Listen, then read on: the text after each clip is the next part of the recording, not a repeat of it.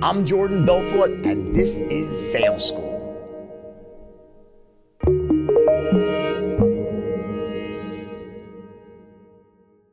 All right, so if you're a business owner, do not let QuickBooks and spreadsheets slow you down anymore. Now is the time to upgrade to NetSuite by Oracle, the world's #1 cloud-based business system. NetSuite gives you the visibility and control over your financials, inventory, and more. Schedule your free product tour right now at netsuite.com/school. Remember, at the end of the day, your ability to earn big money as a salesperson will be directly related to your ability to be able to take the common objections and turn them into buyers now. You're always going to have laydowns, the people that are the automatic yeses, right? Any lousy salesperson can close them. Why? Because they were already pre-sold. Your job as a salesperson is not to turn the no's into yeses. It's to take the common objections and turn them into yeses. That's what you're doing. And that is what the back half of the straight line's all about, and specifically looping. Looping is the process of how we take any one of the common objections and we use it as an opportunity to do what? To build more certainty for each of the 3 10s and then transition into a close without breaking rapport. So someone hits you with a common objection. Your goal is to do what? To essentially loop back into presentation mode. You have to now say things that make them more certain. If someone's uncertain, the antidote for that is what? To create more certainty. How do you create more certainty? Well, what you're going to do is you're going to take that initial presentation you made, which represents the frame. You're framing an airtight logical case. That's your initial presentation. And now you're going to essentially loop back into presentation mode and pick up where you left off and fill in the missing blanks. So now when you combine your initial presentation with this follow-up presentation, those 2 presentations together are like, wow, it's the ultimate scream from the hilltops, airtight logical case. That's what you do when you loop. We call it a loop because visually on the straight line, what you've done is watch, let me draw it out for you. I'm going to take a sip of my Red Bull if I can find it. Where is it? Ah, there it is. It's hiding behind my bowl here. Okay, hold on. So watch. The reason we call it a loop is because on the straight line, you have your open, you have your close, right? You have your boundaries above, you have your boundaries below, right? You have open, close. You ask for the order for the first time around here, a third of the way down, meaning that you still have work to do. It's not like you want to make your presentation so long, that's called front loading, that by the time you're done, there's nothing left for you to say. So you ask for the order for the first time here. These are your first 4 seconds. Here's your intelligence gathering and rapport building. Here's your presentation. You ask for the order for the first time, and yet you get hit for the first time with what? One of the common objections. Otherwise, they could have said yes, which would be right on the line. If someone says, yeah, let's do it, they buy, that's a straight line sale. Bam, lay down. They say no, very rare. Okay, we'll try to turn those around, but I'm just telling you, it's very rare someone just says no. What they typically do is hit you with one of the common objections. Let me think about it, let me call you back, bad tummy, and so forth, right? So what we're doing here essentially is when we ask for the order for the first time, that is the end of the front half of the sale. The front half ends, the back side begins. They hit us with an objection. Let's say it's, let me think about it. That's the first objection you get. What we want to do here is the first step of our looping process is called deflection. Meaning, we realize, since we know that let me think about it doesn't really need to think about it. What they need to do is become more certain. We're not even going to dignify let me think about it with a rebuttal. For example, I have another manual which you have as part of this course, which will give you 30 or 40 things to say about let me think about it. If they say let me think about it, it says, okay, well then you could say one of these things to rebut that objection. But if you were just to rebut the objection, if someone says, let me think about it, and you say, well, Jim, I understand you want to think about it, but I'm doing this a long time, and people who are smart and in the know, they don't think about it, blah, blah, blah, blah, blah, and you tell them all the reasons why they don't need to think about it, and then you ask for the order again, guess what? You've accomplished nothing. Because let me think about it was just a smokescreen for uncertainty. So if you just did that, you know what they would do? They would hop to a new objection. They'd say, yeah, okay, you're right. Let me just talk to my wife. And you'll see that happen every single time. They have hopped from objection to objection to objection. Because what you haven't done is addressed the root cause of the objection, which is uncertainty. So what we do with the straight line system is step one, when we get hit with the first objection, we deflect, meaning we don't answer the objection head on. We use this language pattern. We say, I hear what you're saying, Jim, but let me ask you a question.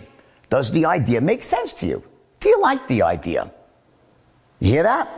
They say, sounds good, Joe. Let me think about it. I said, I understand you want to think about it, but let me ask you a question, Jim. Does the idea make sense to you? Do you like the idea? Or does the program make it? The product? Do you see what I see, basically? I hear what you're saying. So watch.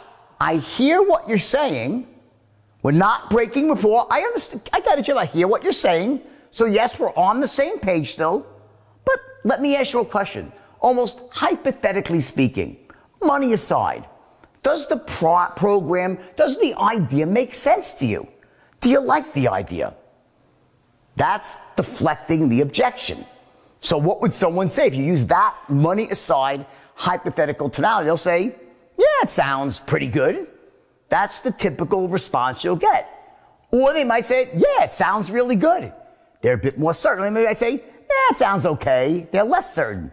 So now, for the first time, we finally know actually where they are on their level of certainty. I mean, the guy says, yeah, it sounds pretty good. He's at a 6.5 or a 7. Someone says, yeah, it sounds okay. He's at a 5.5 or a 6. Someone says, yeah, it sounds all right. They're at a 4 or 5. We finally now have some indication of where they are on the certainty scale as it relates to the product, good, or service, the idea at hand. So when I say, does the idea make sense? Do you like the idea? They say, yeah, it sounds pretty good. I'm like, I have work to do. That's not a 10.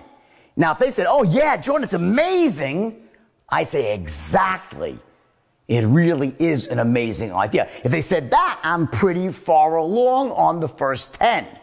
That means there's probably something else holding them back. But typically they don't answer with that much enthusiasm. They'll say, yeah, it sounds pretty good. It's like a 7. So what do? I say, exactly. It really is a great idea. And I do what's called entering their world where they are. They say, yeah, it sounds pretty good. I don't say, exactly. Like, whoa, I didn't say that.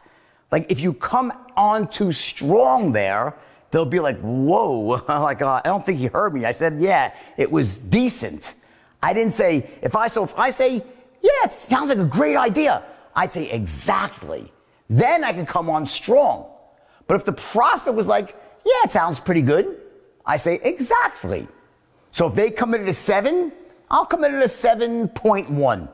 I enter their world where they are. And then what I do is say, exactly, it really is a great idea. In fact, the true beauty of the program is, and now I loop back into presentation mode, and I pick up precisely where I left off in the first initial presentation. So essentially, my first presentation framed the idea. It was very compelling. It's almost like if I was building a house, it was the foundation, it was the frame, it was the roof, the drywall, but now I'm going to install the plumbing, the electricity. I'm going to put a few decorations on and make it look real, give it a fresh coat of paint, and I fill in the missing pieces. So that's my secondary presentation I make. So I, again, get hit with a common objection. I deflect it. I use it as an opportunity to build more certainty for the first 10. And again, I know essentially where they are on the certainty scale, right? So I'm using that as an opportunity to loop back. I'm now going to fill in the missing pieces with a secondary presentation that's even more compelling than the first. And together, when I've finished my secondary follow-up presentation, I'm now going to ask once again, say, Jim, you see what I'm saying now? Does it make sense to you? And you know what he'll say? Oh, yeah, no, I get it now. And I say, exactly. It really is a great idea. So what I've done now is watch. I said, well, let me ask you a question. Does the idea make sense to you? Do you like the idea? He says, yeah, it sounds pretty good. That's a 6. But when I looped back and represented the idea and now asked him again, now do you see what I'm saying, Jim? He's like, oh, yeah, of course. No, now that you said that, I get it. I say, exactly.